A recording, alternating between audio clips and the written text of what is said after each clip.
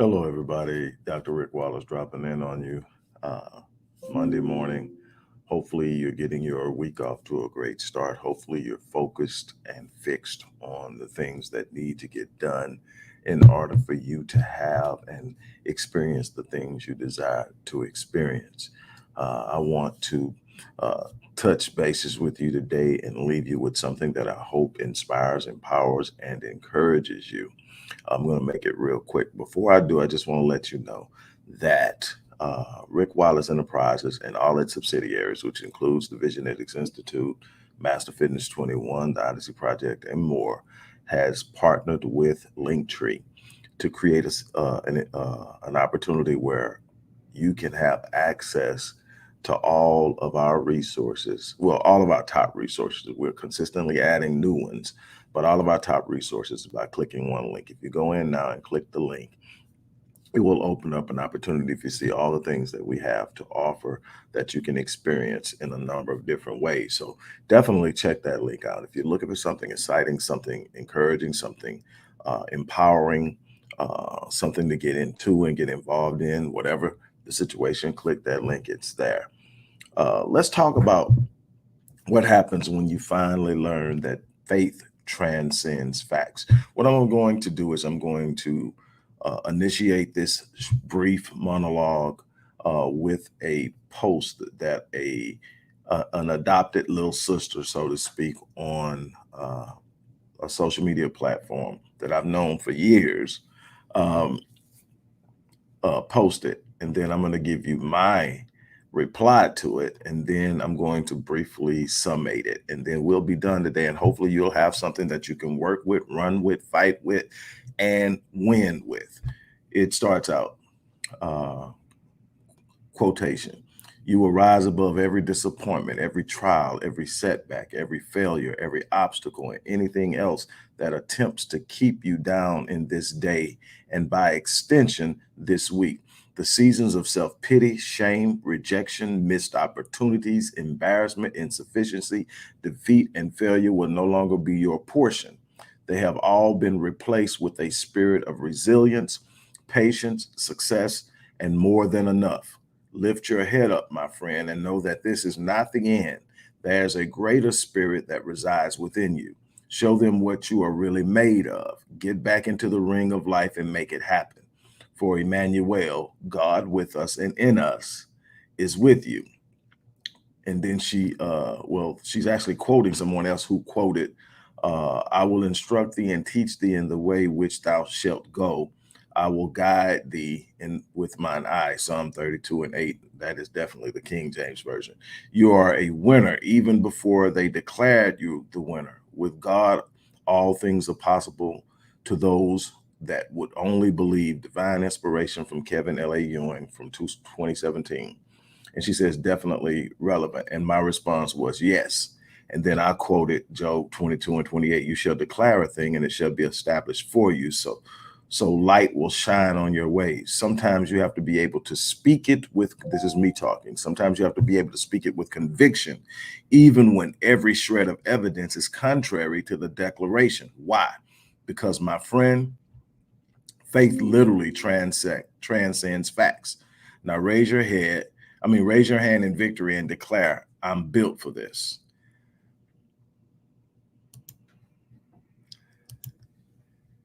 One of the things you have to learn, and I say this all the time and people get confused by it, I say faith transcends facts, because what happens is we live in a world, and the moment that we start to be introduced into reality and perception, they reduce life and life's experience to opinion and fact. It's either an opinion or it's a fact. Well, opinions are how someone may feel based on facts. Facts are simply the verifiable representations of what's in front of you. But there's another thing. That thing is faith, and faith transcends facts. Faith is that thing that says, you've been told this. How many times have I seen it with my own eyes and experiences? And I'm not talking about some mystical ideology or some mystical concept. I'm talking about the execution of faith in a way that it permeates throughout your spirit, throughout your mind, throughout your emotions, throughout your physical being, to where when the doctor sit up and said, there's absolutely no hope, there's absolutely no way that this is you're going to overcome this. We give you, and they give you their prognosis of how much time you have left. And all of a sudden, someone's looking up and you're 6 years past that prognosis and nobody can explain it. See, faith transcends facts. When somebody sits up and says, you're never going to recover from the devastation of this financial collapse, but you look up and 5 years down the line, you're rebuilding in a way that's unbelievably exceptional, and nobody can explain how it's being done. It's because faith transcends facts. Faith is not some mystical, magical potion. Faith is an ideology that transcends the constricts of what the facts may say. See, the facts will tell you, hey, this is all that can ever be done. See, if Orville and Wilbur Wright would have ever conceded to the facts, we wouldn't have airplanes. If Edison would have conceded to facts, we wouldn't have the light bulb. If Alexander Graham Bell would have conceded to facts, we wouldn't have the telephone. If the person who invented the cellular phone would have conceded to the facts, there's no way that you can transmit sound without wires, then we wouldn't have the cell phone, and then ultimately satellite phone, and then all of the other ways that we are communicating. In fact, you would not be able to watch this video if someone would have conceded to the facts. See, the facts simply present a current idea of what's in front of you. Your faith has the ability through the imagination to create things that do not exist. You can call things that are not as though they were. One of the reasons why we don't have a great deal of physical healing by way of self-healing in America is because we've been given the facts that we need medication, that we need surgery. I'm not telling anybody not to get surgery, not telling anybody not to take your medications. What I'm telling you is I've had the pleasure of traveling around the world in places where the mind isn't as constricted, and you can watch some unbelievable stuff happen that people in America wouldn't even believe, because what? We've been told it's impossible. We've been tied to something, and that's the only thing and the only way we think that we can achieve it. If we can't achieve it that way, we buy into the idea that it's impossible for us. So we accept our current fate. I personally sit up and watch my great grandfather at the age of 78 have me call back in from Canada. At the time, I was 20, 21, and come back in because things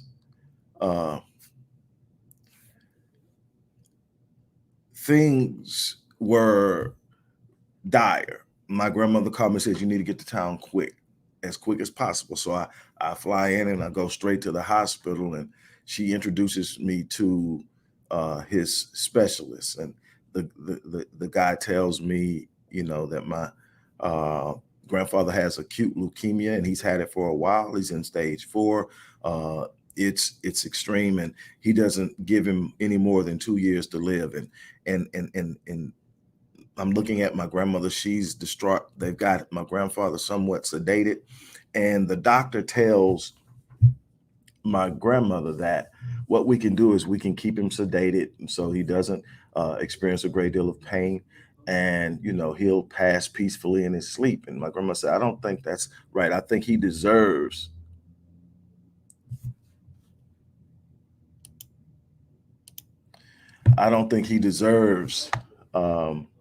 to sit there and not be notified. And so I say, I agree. I think that whatever he has going on, I think he has a right to reconcile anything he may need to reconcile before this is over. So you need to tell him what you just told us. Well, we go in, and my grandfather, I've told you this before, my great grandfather, who adopted and reared me, he had a second grade education.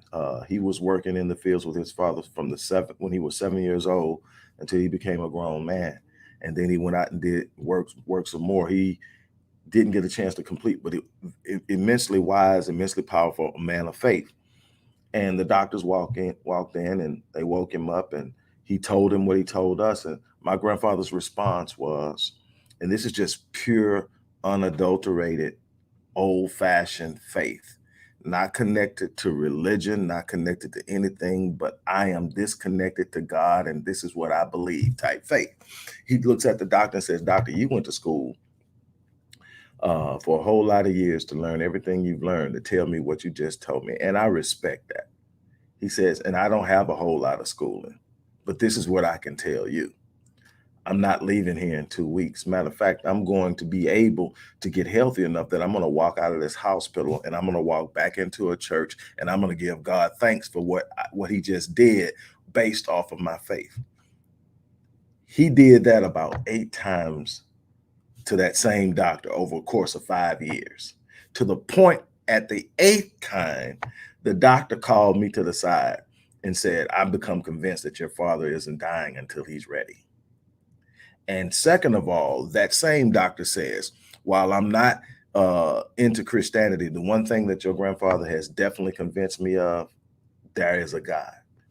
And I remember going through that experience. It was one of the most terrible experiences. And it was one of the times I was at odds with God, because the one thing my grandfather prayed for consistently over the course of his life, as he served and did everything he did in the community and the church and so much more, was that when it was time for him to go, that he would just go quietly and quickly and not suffer. But yeah, he was here suffering. But see, it wasn't about him.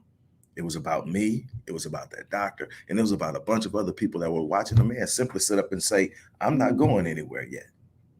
And literally in that mindset, cast away the illness in a way that could not be explained medically, and walk out and for a period of time be whole and healthy. And yes, there was this thing that came back, and we could get into that another time, that eventually he succumbed to it, but he succumbed to it 5 years from the point that he was supposed to be gone. I mean, we're talking about, if you would have saw my grandfather, you'd have believed everything that doctor said. He had swollen up 3 times his size. He had sores in his mouth, sores on his feet. He could barely talk because of the sores in his mouth. It was a horrible thing to see. But in the midst of all of that, he simply spoke. And it became like it said, like Job said, you shall declare a thing and it shall be established for you. There's something about speaking it, and it doesn't require that you see the evidence of the thing you're speaking. Do you get what I'm saying? There's something about being able to speak things that are not as though they were, and then stand on it, walk on it, believe it until it manifests itself. Things manifest outside of the world that you see them in. The problem is we've given so much gravity to facts that we become constricted by the facts, and then we begin to live within the boundaries of the facts, and we never ever truly determine that we're going to actually step out and walk by faith, because faith transcends facts. It's not within the confines of the facts that you walk into greatness. It's not in the confines of the facts that you create an exceptional and remarkable business. It's not within the confines of the facts that you create an exceptional and unbelievable relationship or marriage. It is not within the confines of the facts that you sit up and you end up being someone that people speak of long after you're gone. Your legacy is not built within the confines of the facts. Your legacy is built within the unbelievable power and force of your faith. You have to be willing to see things beyond what is being expressed. There has to be something inside of your spirit that disagrees with your circumstances. There has to be something that you can sit up and say, I'm not standing in this. I'm not accepting. I'm not receiving. It's a casting down arguments and every high thing that exalts itself against the knowledge of God, bringing every thought into captivity, into obedience. There's something that's got to be greater in you than the moment. Faith transcends facts. When you see somebody walking in greatness, they decided they wouldn't be held down by the facts. When you see somebody living a life that seems beyond what's possible for you, it's because they decided to transcend their reality. I'm not talking about people born with silver spoons in their mouth. I'm talking about people who came from the same background as you, but decided not to be tethered by it. I'm talking about people who came from hurt and pain, from abuse and neglect, from poverty, that decided that that would not be their lot in life and spoke something that they could not see as if they've already lived it and then begin to walk in it. I'm talking about there's something about guarding your self-talk.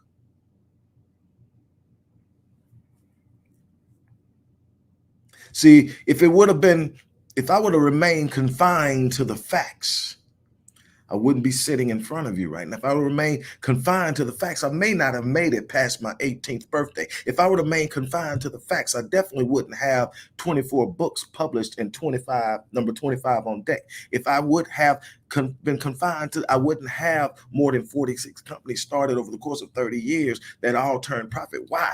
Because I refuse to be held back by the facts. I refuse to let negative circumstances shake the ground of my faith. I had to learn how to walk in diametric opposition to negative perceived realities. I see the circumstances, but there's something inside my spirit that simply disagrees with them. I don't have to accept it if I don't want to receive it. I have the ability to cast it down. Some of the old heads will say, rebuke it. But I have an ability to sit up and say, no, I don't receive it. I may have to go through it, but I don't have to accept it. See, it's not going through the storm that's the problem. It's accepting the tenets of the storm as your reality. See, when you start accepting the tenets of the storm, your pain then is transformed to suffering.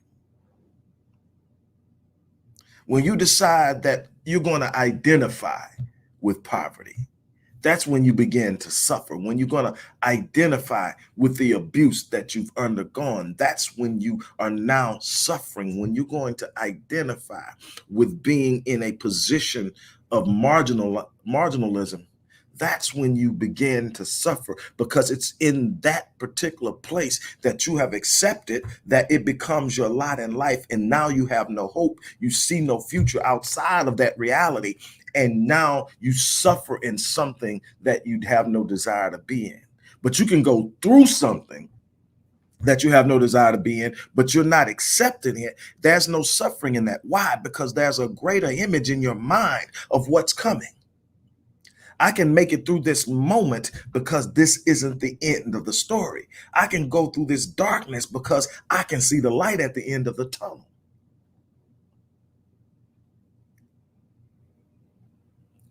You got to learn how to walk in faith. And again, I'm not talking from a religious standpoint. I'm talking action. I'm talking believing something so strongly that you start to move toward it before you see it. You start to take steps that begin to illuminate the path. Your path will never be illuminated until you take the first step.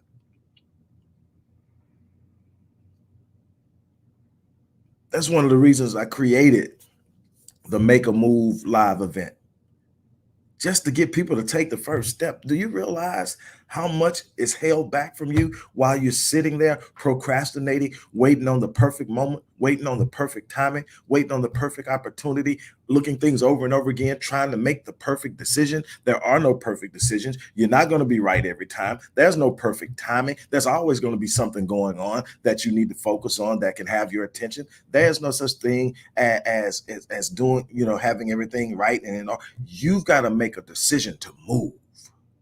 The perfect timing is the very moment that you discover that it needs to be done. That's when you decide to make a move. You get something started immediately. You commit yourself to it. You get into it and you get invested in it. Then you start to move and adjust as you learn, as you move. But what I'm going to tell you is, when you make that first step, there's something that God has put in the universe that simply begins to illuminate things and then creates this unbelievable path and illumination. I call it the gate of providence.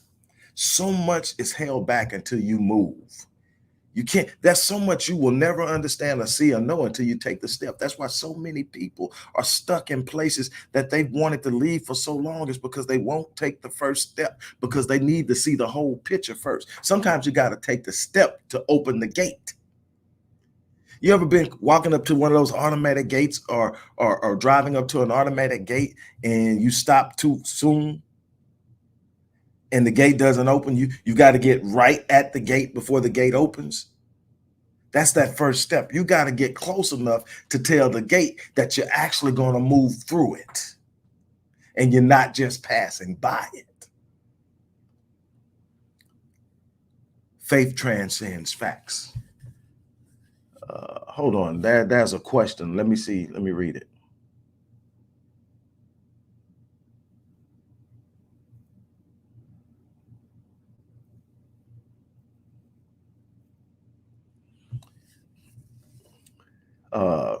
Amir, by the way, I did respond concerning your sister, so definitely get back to me on that. But I'm going to put this up here because I want people to see this, because this is one of the most misconceived ideas and notions in religion, not in true relationship. But I'm going to read it. It says, is it wrong to be angry with God? Because sometimes I am. About 3 years ago, my god brother was killed, and ever since then, my mom has been so grief-stricken that all she talks about is dying. There are some times, if everybody is honest, like I just told you about a time I was at odds with God when my grandfather was going through that 5 year, um,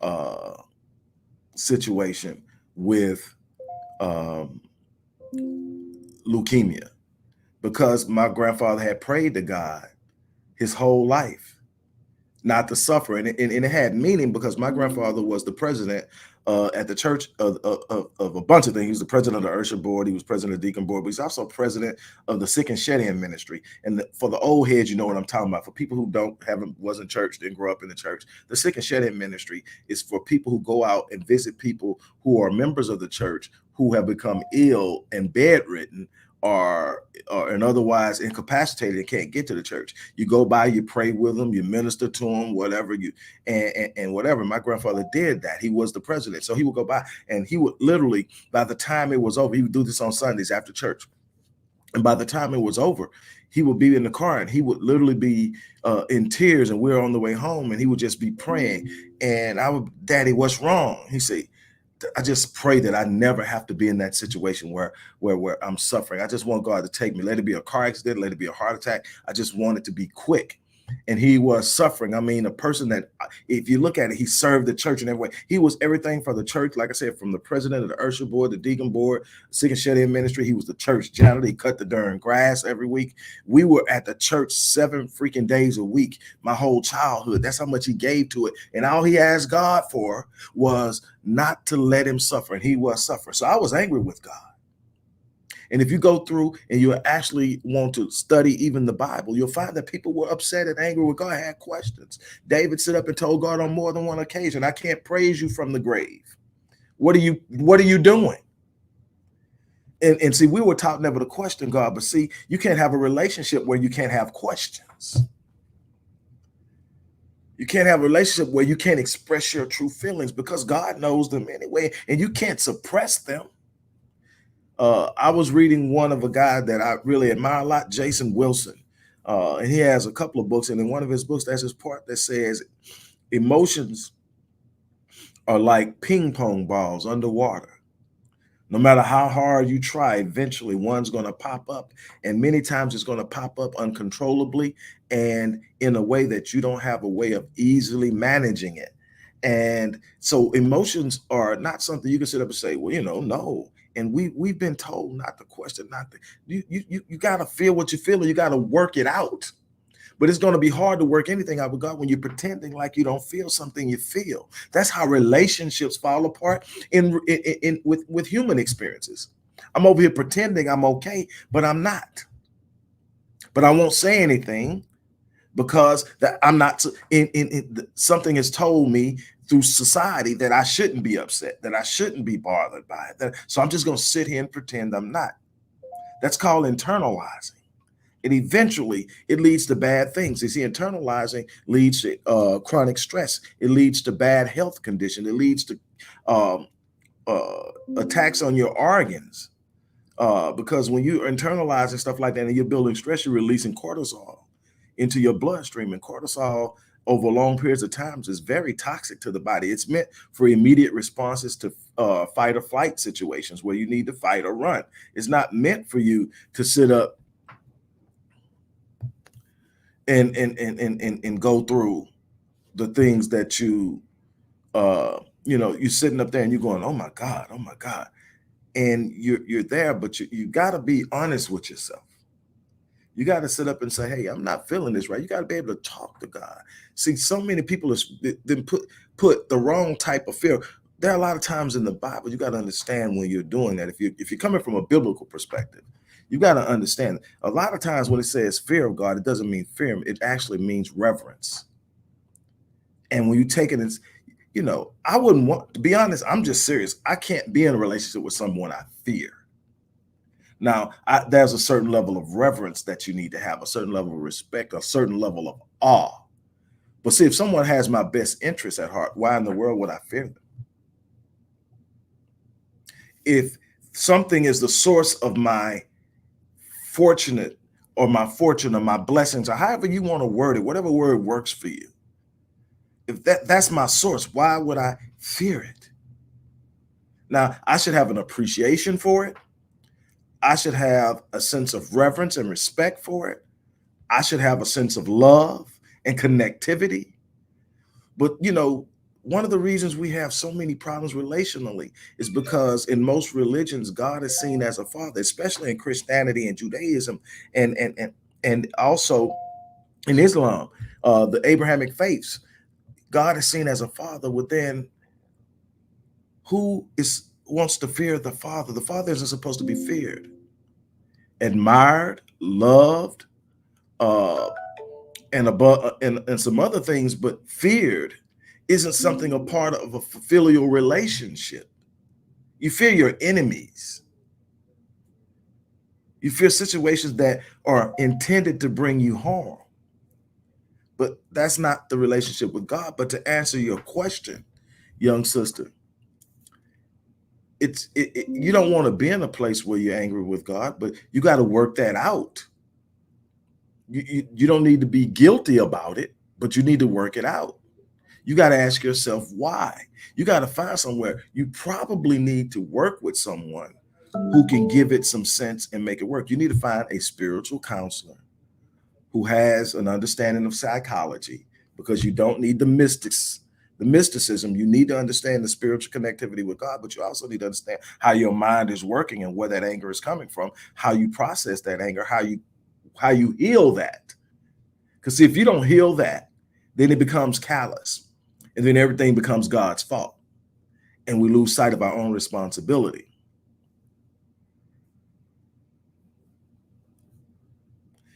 Yep, it definitely sounds like your mom needs grief counseling. Um, that definitely sounds like something that your mom needs. And again, reach out to me on that. We may be able to work something out as far as that goes. But definitely, that's something else that we really have to work on as a people, is the understanding that we weren't meant to go through these challenges in life alone. There's so many things that we have been taught, and so many ideas and concepts and stigmas around certain things that we don't seek the help we need. We sit up and I'm go to the rock. Well, you know, everybody has someone they can confide in. Everybody has someone they can lean on. And there are times that there needs to be some wisdom, some experience, and some insight into the problem. That best friend may be able to say, I love you, I'm here with you, but they can't help you understand or learn how to cope with it. So it's consistently in a thorn in your side. And you've got to learn how to remove the thorn and allow the festering to heal. And that's what's important. You need professional help sometimes. That's nothing wrong with that. So that's my advice on that. Again, There's absolutely nothing you're going to face in this life, nothing you're going to face in this world that you don't have the capacity to go through.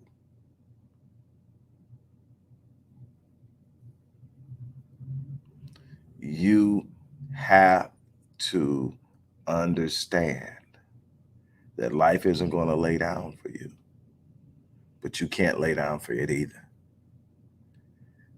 It's in the moving through the adversity that strength is built and unbelievable things are accomplished and life is experienced. Never ever buy into the idea that suffering is your lot in life. And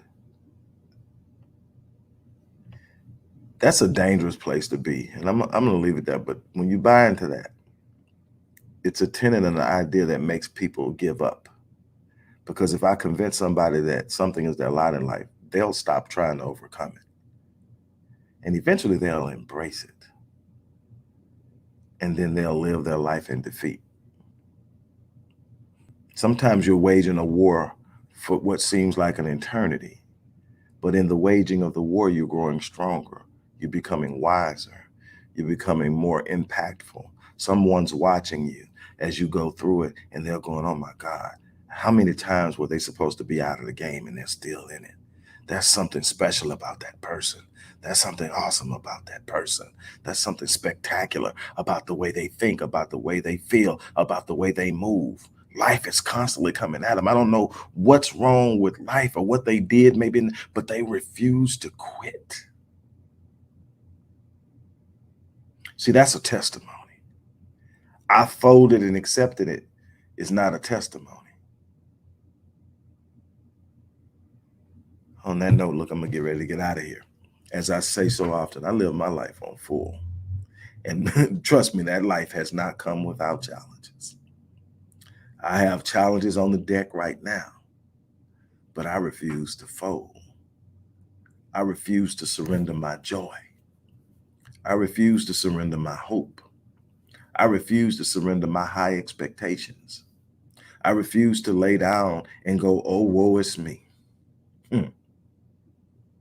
I'm going to bring the pain. You got to have something in you that just simply sits up and says, I refuse to accept anything less than what it is I desire. I was just telling somebody earlier that one of my favorite movie lines is from the movie Men of Honor with Robert De Niro and Cuba Gooding Jr., which is based on a true story. And Joe, which is Carl's wife, she says, why do you want this so bad? And his response was, because they said I couldn't have it. There's some things I've done in this life simply because somebody said I couldn't. Matter of fact, that was a time in my life. You want to see me do something, tell me I can't. It was that chip on the shoulder that life wasn't going to take anything from me that I wanted, no matter what. And you've got to have that type of tenacity to win in this life. It's not going to lay down for you. On that note, I'm going to get ready to get out of here. Don't forget, we've linked up and partnered with Linktree. So if you are looking for some resources to bless you in a number of different ways, to empower you, inspire you to become a part of something, click the link in the bottom of that description box. It's the only link in there. Click it and go and explore some of our top resources and programs that you can get involved with, a bunch of other things, but definitely make a move to make your life better. No one has that responsibility but you. On that note, I'm out of here. You guys have an unbelievable